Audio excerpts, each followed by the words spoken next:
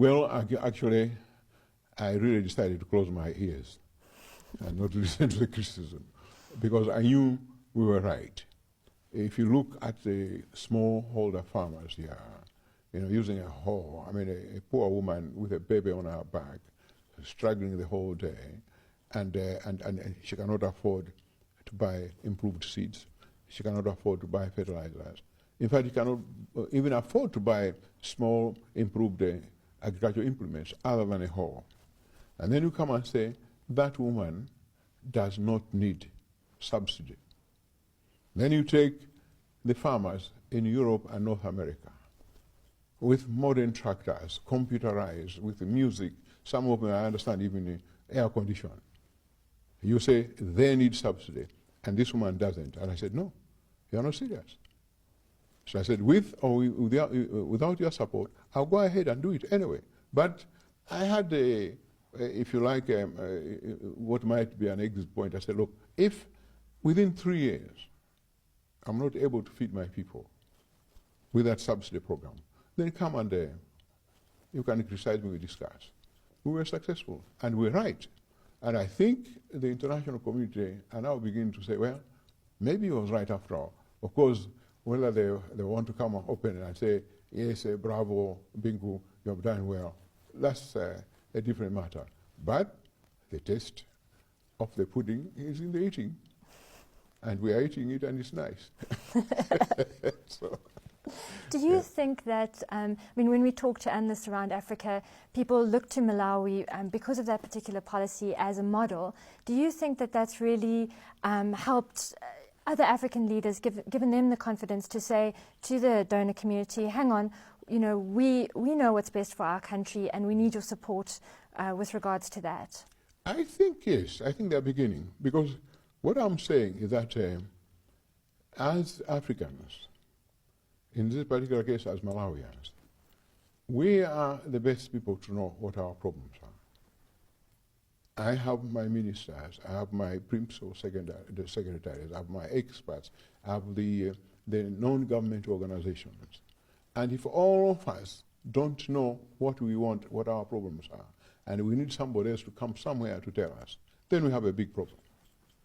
But I like to believe we know it. I like to believe we know the problems of Malawi. I can say now without being arrogant that I know the problems of Malawi and I know the solutions. But I may not have the means. Some might say that you have perhaps taken quite a hardline approach in terms of the buyers of tea, tobacco and cotton. Perhaps they might say that this is going against free market principles and in the long term could be quite detrimental to the industry. I think I would say it's nonsense for anybody to say it's against market principles. Which market are you talking about? When they say marketing. Tobacco, there's no such thing as international market. The grower has no say in this. The grower grows tobacco or cotton. And then you go to these middlemen companies who come and buy. And then they behave as if they are the final thing. They are the ones that go to sell to international companies at pre-fixed prices. So there's no such thing as an international market for tobacco or cotton. They're just cheating us. And they will come and say, we are working on market forces. I ask them, which forces? There are no market forces in tobacco. They buy very low price, they sell very high prices, they keep the profit to themselves. And I've been saying, no, I'm not saying I want to take all your profit, but raise the price of tobacco for my people. And we agree. After we agree, they renege on that one. They don't want to do it. Another area which you've been quite strongly focused on is not devaluing the kwacha, saying that it is better for business to keep it as it is strong. Under the current sort of foreign currency shortages that Malawi is seeing at the moment, is this still your viewpoint? The shortage of foreign exchange is not because that the kwacha is not valued. In fact, people are saying overvalued. And I've asked economists to tell me what is the correct value, because then above that is overvalued, below that is devalued. What is the correct? They don't say. These are things we put in economic textbooks. They are saying if we devalue the kwacha, then we make our exports competitive. Which exports? Tobacco is never affected by the kwacha. You can devalue anything, it will not be affected. Tea is not affected, they are fixed markets. Cotton is not affected. So, you devalue the kwacha, who benefits? The day you devalue the kwacha, the price of everything, oil, matches, everything will go up for the ordinary person. Even tomatoes, the price will go up. Even onions will go up. So the inflation goes up.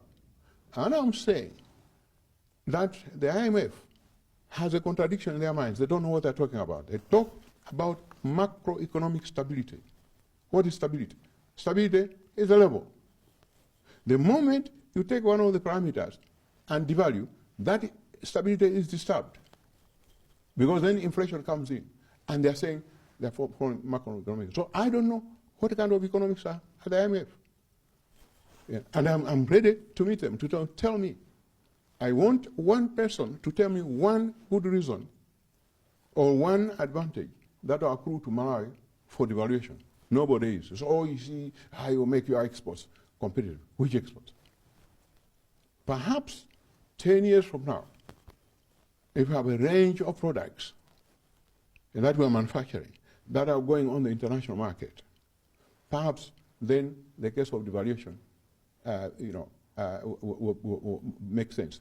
But at the same time, have you ever heard the Americans, the British, the Germans, the French, the Chinese, the Japanese devaluing? When did we hear them devaluing their currencies?